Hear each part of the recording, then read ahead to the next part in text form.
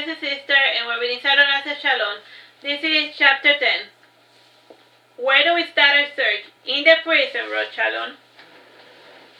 Do you think they got a man already? asked Kay. Seems likely, wrote Chalon. And the pair started to walk in the direction of the prison, and unlike most feudals, the prison was nowhere near the palace. And they started walking eastward, following the wall, till they found a stoic-looking construction. And there was a paladin outside guarding the door, and when he saw Chalon and Kay, he asked, "Can I help you with something? My brother was stabbed today, and I think it was done by the temple thieves, and have you caught him already?" asked Kay. "Not yet, but speak of the devil," said the paladin. And right on cue, there were several guards escorting that fellow, and on top of his head there was a growth of a flower. And it was a cluster of green milkweed flowers, and the thief was not aware of the growth, and he kept saying, "You made a mistake, I did not steal anything." And the truth of the matter is that all who stole from the temple were cursed in one way or another, and those who stole from the temple or were thieves got a weird flower growth, and depending on what they stole is the type of flower that grew. So just imagine if it's like in those RPGs where like people are constantly pickpocketing, they rob a temple, and then they get a weird growth on them, a weird curse, and then everyone knows that you did it. Though this crime rarely occurred, there was already an established protocol for finding the thief. And every person stopped by the guard was required to remove their hat, and if they had a flower growing on their head, then they were the guilty party. And the flowers were not always a curse, and sometimes they were a very blessing. And the most auspicious of flowers was the Biden's alba. And the flower blessing treats hypertension, inflammation, and bacterial infection, and it is not too uncommon for both male and females bearing such a blessing to be married. And the goddess Artsy is a good matchmaker in this regard, and these marriages tended to be quite happy. And the first one of these kind took place 700 years ago, and a good-natured sailor one day was blessed by the goddess. And at the time, such a blessing had never been given before, and all he saw was that he was growing a strange flower on his head. And at first he was tempted to cut it, but he got scared, and in the end he decided that the most sensible solution was to wear a hat. And the sensible option was short-lived, however. A wind gust came, and he lost his hat, and when the sailors saw him with the silly little Biden's alba flower, they all laughed at him. And the one person who did not share their mirth was one of the lady passengers of the merchant ship, and she too was sporting the same flower, though it did not call anyone's attention since she was a lady and all. And she told him that the Biden's alba was a blessing and not to be ashamed of the goddess's favor. And she knew that she was blessed because she used to suffer from terrible coughing fits, but the flower cleared up her condition. And the two eventually married, and they lived happily ever after. And their story has been passed down from generation to generation, though the names of the couple had changed from regional variants. What does this have to do with the thief? Nothing. I just thought it was an interesting little side story. I'm a sucker for romances, and sadly there's none to be found in the tale of Chalon. He's such a droll. Now back to the story. The thief was pitching a fit because he claimed to have been framed. "I did not do this," he kept exclaiming over and over. "Denial is not going to help you out in this situation," said the paladin, shaking his head. "May we speak with him?" insisted Kay. "I do not mind. The judge is not going to be available till tomorrow, so you might as well have your fill, but I will not guarantee that you will get any results," said the paladin, opening the door for Kay.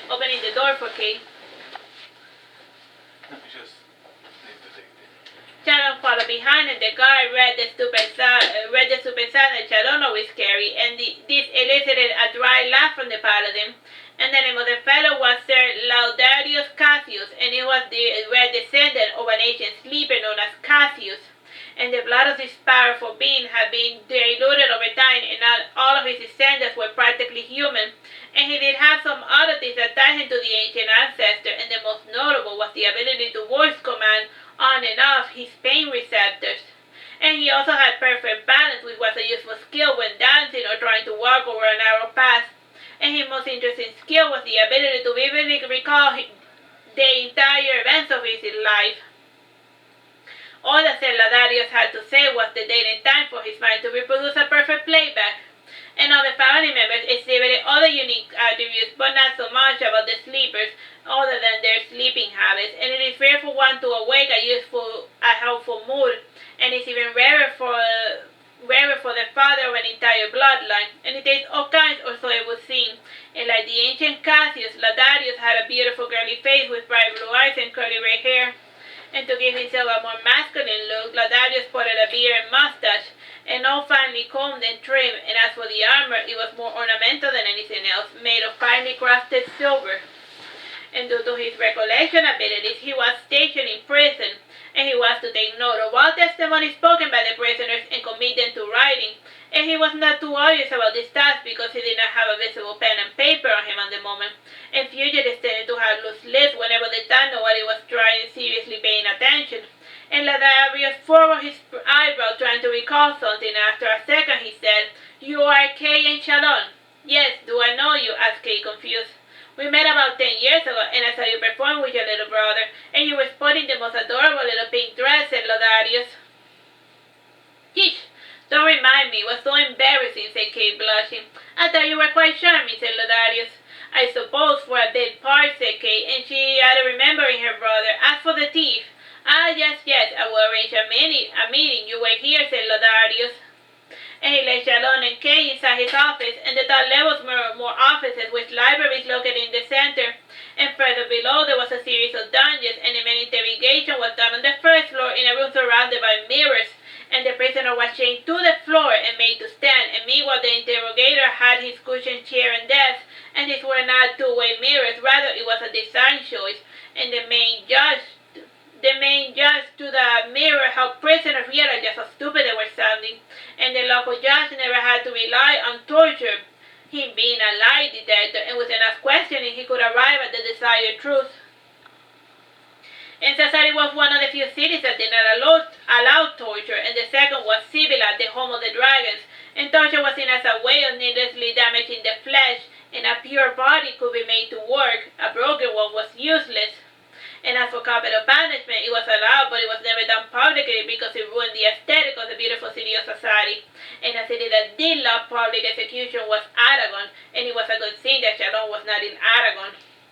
And while Chalon and Kay were in the office, they took stock of their surroundings, and behind a writing desk and chair there was a gorgeous tapestry, and it was made of wool, linen, and silk, and the pattern in display was very distracting allegory of justice, and it featured a maiden only wearing a set of red necklaces, and the longest one went as low as her chest, and it was quite ornamental ruby, and her hair was combed with two little buds, and she had one of those stoic idealized faces, and on her hand she had a scale and sword, and the man who sold the tapestry to Ladori said that it was depicted the goddess of justice, and despite the large pantheon of gods and goddesses, there was not a single deity that represented justice. And this was part of the current climate of the day, and if there was no justice in this world, and there was also no god of injustice, and it was perceived as a chimeric illusion, something that not truly exists. Kay, staring at the lack of attire of the maiden in the tapestry, commented, "It is certainly quite the interesting choice of decoration, and I wonder how he manages to get any work done." And Chalon wrote, "Well, the chair is placed in such a way as to have his back turned to the goddess." Is that a goddess then?" asked Kay. "It is a representation of one," wrote Chalon. "I see. I've been informed in his treatment, don't you think? And it is almost blasphemous, don't you think?" asked Kay. "How so?" wrote Chalon. "Well, if I was a powerful being, I would not like people to worship me looking so indecent," said Kay. "Cause like the goddess is like one of those little Greek goddesses who are like in a very nudie outfit. If I was a goddess, I wouldn't like people to paint me with all of my stuff hanging out." "There is nothing indecent about the human body," wrote Chalon. "Yes, you are right," said Kay, ending the conversation. And this was not the first time Kay tackled this subject matter with Chalon, and both already had made their points in the past, and there was no reason to further pursue the matter. And from the tapestry, Chalon came to look over the top of the books, and they were all law-related, and the thickest one was about zoning and coding laws of Verageddon, and there were certain rules all hosts had to follow for all their new construction projects, and those found in violation were publicly flogged or were pressed to death using the same faulty material they had used in their construction project. And as an architect, Bertame would not tolerate that buildings that ruined the aesthetic of his perfect kingdom. Time, bro? 14 minutes. I just imagine if, like, in the modern times, if they're, like, pressed to death, like, architects who made, like, faulty buildings. Like, the first one in the shopping block would be those responsible for the stupid bridge, FIU bridge, that, like, killed a bunch of people. Oh, yeah. Well, that's ancient history for some, but not for those that still remember, whatever.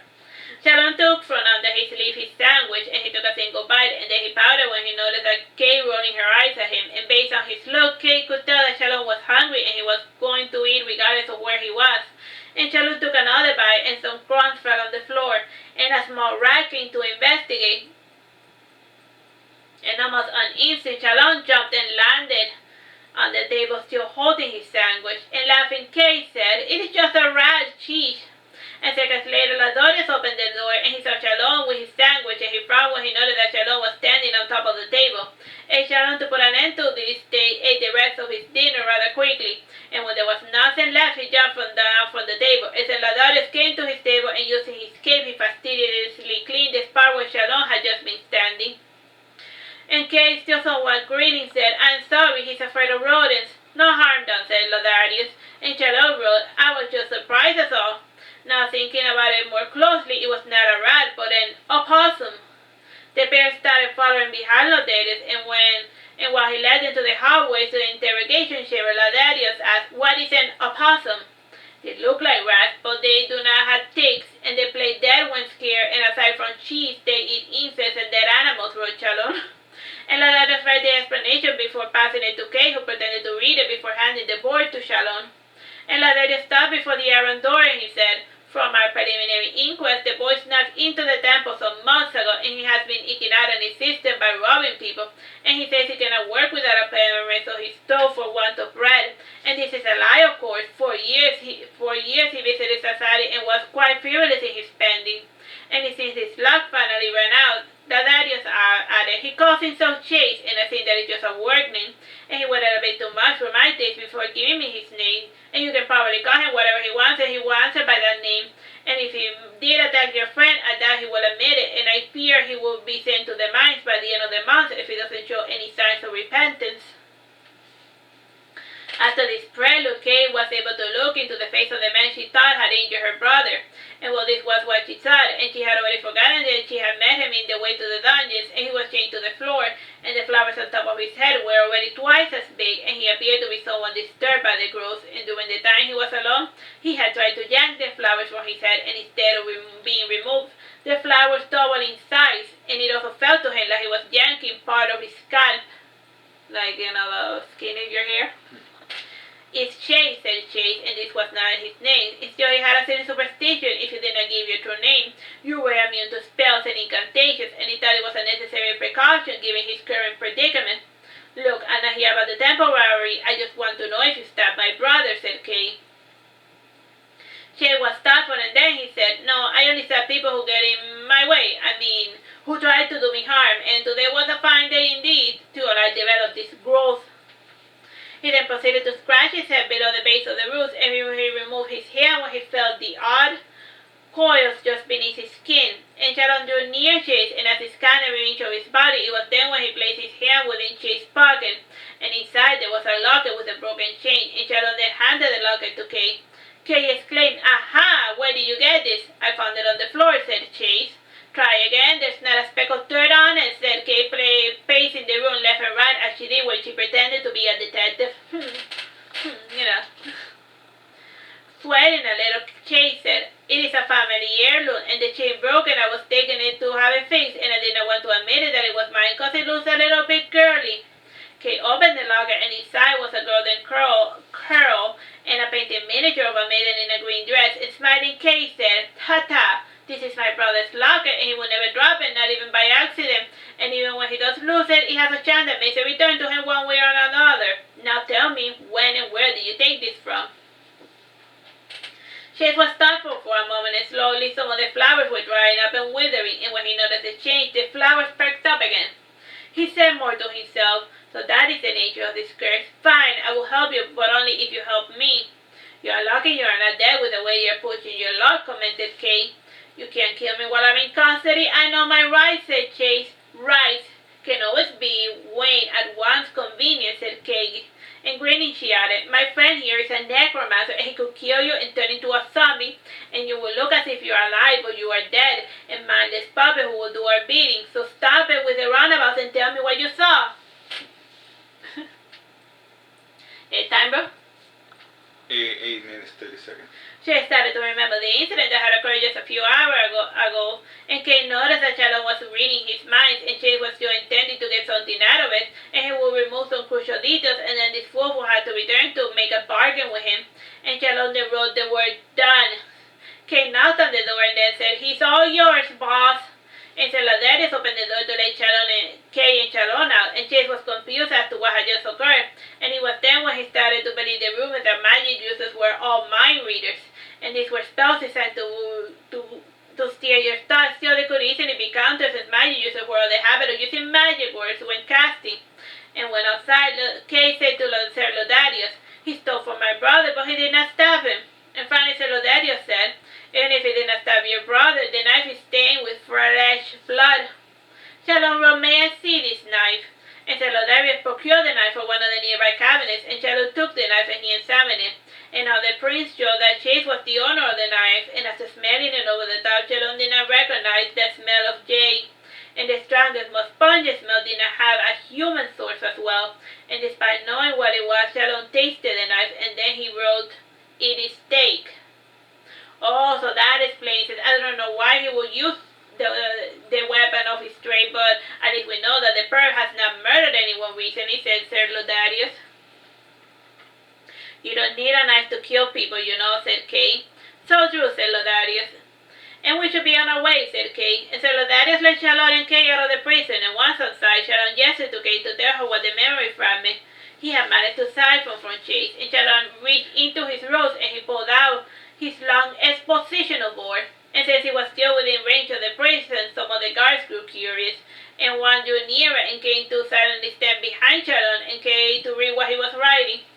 So like he has different boards, so when he's gonna rant a lot, he brings out a long a big chalkboard for his long exposition. Time for a rant, time for a huge rant. So buckle up.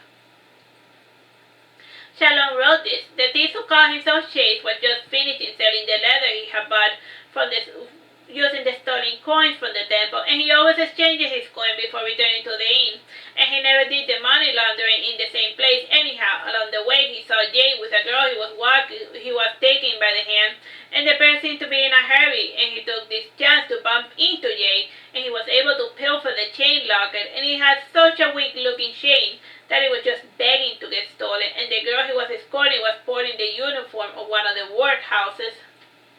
And Chalon was about to rhyme more when the guard standing behind him said, so your friend escaped with one of our working girls. He did not escape, he got stabbed in the gut, said Kay. That's a shame, and you do want sudden and they reward you by backstabbing you, or in this case, front stabbing you. And you help that girl out and then she stabs you in the back, or the front this time, tick, tick, tick, pokey, pokey. Said the guard, and he added, if you tell me what the uniform looks like, I might be able to point you in the right direction. As of now, there are 4 workhouses, and depending on the color of the dress, is the nature of the crime, and it's a good visual clue for the patrons who are foolhardy enough to deal with their ilk. Chalon put his board away, and he brought back his regular board, and he wrote the dress was red. Was she wearing red shoes, or was she sporting sandals? Asked the guard. Sandals, wrote Chalon. And how many toe rings was she wearing? Asked the guard. 1. One on her 2 fat toes, wrote Chalon. And what does this have to do with anything? Asked Kay. I am trying to narrow down the search. The red dress belongs to the murderer wards. The sandals illustrated that she committed the murder without a weapon. The rings relate to the type of item she used as a weapon. Had she used traditional weapon, the ring would have been on her finger. The rings are cursed like the flowers of Artsy, and she would have to cut off her own toe to be rid of the curse, but then she would have to deal with the blood loss, explained the helpful guard. So like if you get like caught in like medieval magic prison and you get like a leg ring, unlike real world leg rings, you like if you can't like remove it, you gotta like chop off your leg, or a magic guy has to remove it for you. Time, bro? 4 minutes. Said Kay, raising an eyebrow. You learn new things every day. Indeed, the justice system in society is quite interesting. Back when I was working in Aragon, the criminal system was quite nasty indeed, with the tortures and the public humiliation. And it was a wonder why people even dared to steal a loaf of bread. So I heard things have settled down somewhat as of lately, but I'm not too keen on returning to the hellhole, said the guard. But pay me no mind. Now, about this ring of yours, where was it again? Chalon wrote on the right fat toe. Ah yes, the right fat toe. That, my friend, is poison. Most women murder people with poison, and it's amazing how many poisoned husbands crowd up our morgues. And I blame arranged marriages, and I'm surprised they are still being practiced considering the liberal climate of this, our fair city of society, said the guard. And are you the town's official crier? What's with all of the advertisement? Asked Kay. That's my day job on the weekend, said the guard. It was fun chatting with you, and we better get going, said Kay. Oh, and before I forget, which is the warehouse for the murderers? It is located on 4th Sherrill Street on the 70th of Emily Avenue. And look for a building that has ornamental bar windows and the light should still be on. And in the front garden it has a tree swing. And I think the tree is a willow tree. Odd choice indeed. And when you come to the entrance, ask for Hannina. And she knows me, by the way. My name is Sir Pip. But you guys can call me Pip, said Pip. Time, bro? In 2 minutes, 30 seconds.